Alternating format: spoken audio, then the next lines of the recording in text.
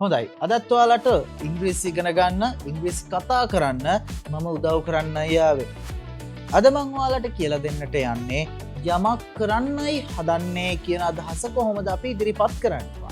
නිතර භාවිතා කරනවා නේ යාළුවොත් එක්ක කතා කරනකොට, එහෙමත් නැත්නම් වෙන යම් අවස්ථාවකදී ඒවා කතා කරනවා නේද? අපි කොහොමද පුතේ ගන්න යමක් කරන්නයි හදන්නේ. යමක් කරන්නයි හදන්නේ. අපි මෙහෙම ගත්තොත් ටීචර් උගන්වන්නයි යන්නේ, ටීචර් උගන්වන්නයි හදන්නේ.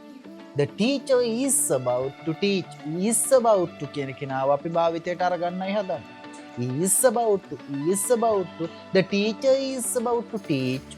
The teacher is about to teach. Teacher උගන්වන්නයි යන්නේ. වෛද්‍යවරයා යන්නයි යන්නේ. The doctor is about to go. The doctor is about to go.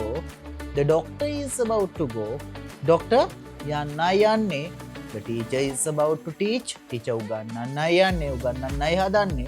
The doctor is about to go. Doctor යන්නයි හදන්නේ. ඔන්න ඔය විදියට පුතේ අපි තවත් එකක් ගමු. The director is about to come. The director is about to come. Director අධ්‍යක්ෂකවරයා එන්නයි හදන්නේ. අධ්‍යක්ෂකවරයා එන්නයි යන්නේ, එන්නයි හදන්නේ. The director is about to come.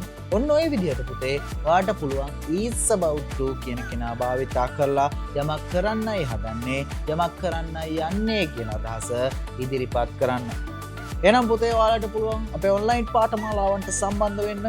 මේ දැම්ම පහත තියෙන WhatsApp බටන් එක ක්ලික් කරන්න.